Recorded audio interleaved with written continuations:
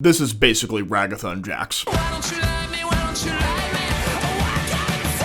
If YouTube strikes me for that dumb joke, I swear to God. Digital Circus's Fast Food Masquerade episode was great for many reasons. One of my personal favorite aspects of this episode is it felt like we got to see a glimpse of almost every single main character at their most vulnerable. Except for Kinger, of course. My boy was too busy acing a radio class to work in the fast food industry that day. This show as a whole has done a great job at diving into the individual psyches of these characters so far, with each character having their own staple issues they've been dealing with since arriving in this digital world. Kinger developed severe paranoia after losing his wife to abstraction. Zubul deals with body dysmorphia due to hating the new body they were forced to inhabit once arriving, while most recently, Fast Food Masquerade focused on Gangel's depression / potential case of bipolar. She's bullied by Jax more than anyone else, on top of not feeling like anyone else really likes her, a sentiment that was given more weight to thanks to Ragatha's drug trip from the same episode. Ragatha has always been one of my favorite characters. I probably sound like a broken record at this point, but it's true, she really is. If Kinger's my number 1 king, she's my number 2 queen. It's mostly a combination of her visually appealing, Raggedy Ann-inspired design, her interactions with other characters, and her voice actor Amanda Hufford always bringing their A-game with this character. Even though Ragatha hasn't gotten her own dedicated episode yet to delve into what kind of problems she's been having internally, Digital Circus seems to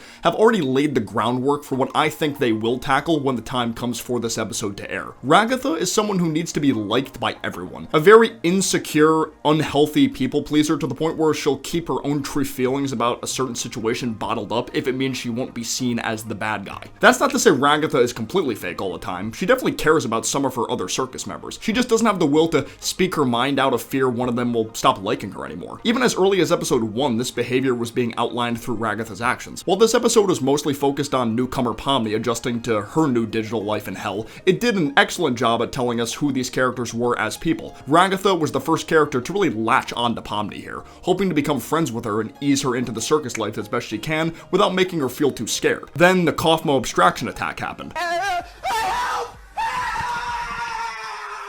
Right before Kaufmo started attacking Ragatha, she began to frantically apologize for never laughing at his jokes back in the day. Ragatha already knew before this that there was no coming back from abstraction, yet she was apologizing to Kaufmo anyway. Of course it didn't work, so she got slammed around a bit and her body got all glitchy as a result of this attack. Pomni would run away to save her own ass after seeing this, which, to be fair, I can't really blame her too much for. She hadn't spent that much time with these people yet to where she'd want to risk her own safety for them yet. The main problem came when Pomni did go back for Ragatha and she said Pomni needed to find Kane, which she tried doing at first until succumbing to the fake exit door's temptations. Ragatha would eventually be cured by the end of the episode, only it was because Kane felt forced to come back to the main tent after Pomni ventured into the void. At this point, Ragatha felt pretty terrible about how this whole situation went down. She tried her damnedest to be as nice and friendly to Pomni as possible, only to get left behind in the end. These unsettling feelings would carry over into the beginning of episode 2 as well. After Pomni wakes up from her nightmare of being abstracted, Ragatha stops by Pomni's room to tell her she doesn't hold anything against Pomni for leaving her behind yesterday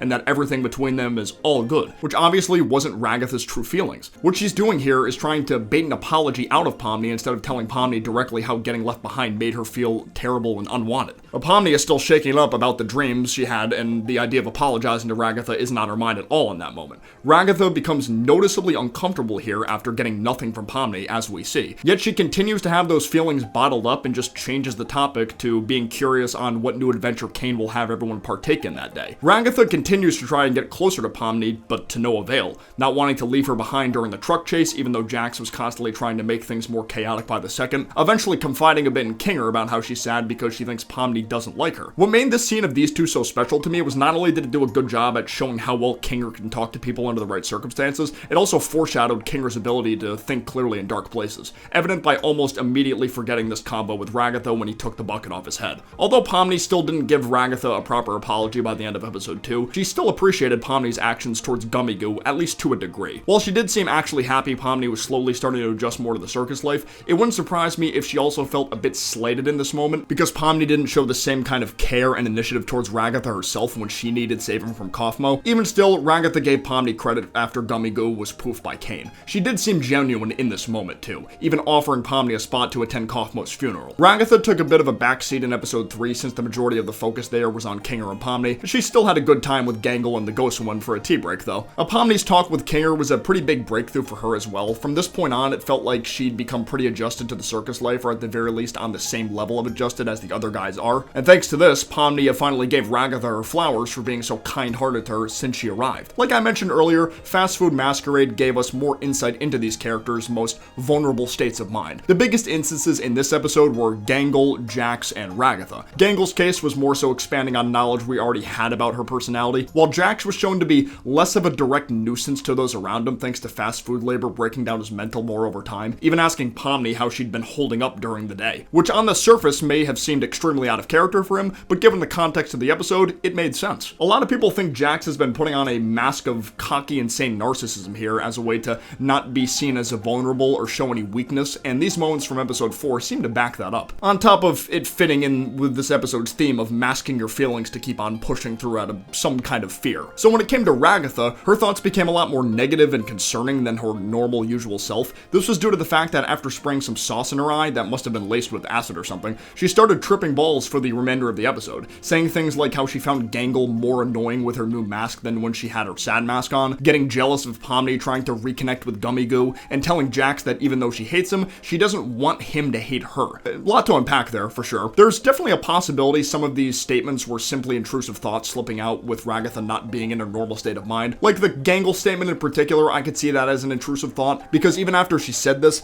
Gangle still talked pretty decently about Ragatha to Pomni, although Gangle still feels like it's hard to tell when Ragatha is actually being genuine or saying what people want to hear. As for the Gummy Goo thing, I brought up the possibility of Ragatha perhaps being a tad bitter towards Pomni because of her fixation on Gummy Goo, despite Ragatha feeling like she put in a lot of effort to help Pomni before this, meaning a small part of Ragatha deep down wants some kind of closure from the Pomni-Kaufmo situation. Technically speaking, Pomni didn't actually apologize to Ragatha about that. The interaction with Jax is definitely the biggest one of the three. This, without a doubt, confirmed she has an unhealthy need to be liked by everyone. While Gangle has definitely got it the worst from Jax out of anybody, I'd say Ragatha gets it the second worst. I mean, for crying out loud, this guy threw her in a container of fry oil. These two are constantly at each other's throats and seem to be more opposite in personality than any other two characters in the show. Despite all of this, Ragatha still wants to be liked by him, even if she is unable to reciprocate those same feelings. So what could be the root cause for Ragatha to have a mindset like this? Well, this show hasn't been shy about how important bonds between others are. These characters being there for each other is the best thing they can do when trapped in a place with no real means of escape at the moment. The funeral for Kaufmo, as well as Kinger's whole speech to Pomni in episode 3, echoed this idea in really powerful ways. I'm thinking Ragatha is someone who takes this ideal to heart more than anyone else in the circus right now, to the point where she feels like she can't have too many negative interactions with others, or she'd risk losing them and in turn herself. If she had nobody to talk to or confide in, then the possibility for her abstracting would go up. Being stuck in a place like this, I can understand where she's coming from to an extent, but at the same time, just because you have the occasional uncomfortable conversation with someone you care about, doesn't mean it's always going to end with a bridge being burned. If anything, the end result could be the relationship between the two people in question strengthening to greater heights than it was before. Ragatha is just so incredibly insecure, she isn't able to realize this fact, and characters like Gangle are able to see through it now. There's a chance Gangle doesn't even really consider Ragatha much of a friend even after episode 4, because the official Glitch Twitter posted an image of a sketch showing Pomni, Gangle, and Zooble eating together.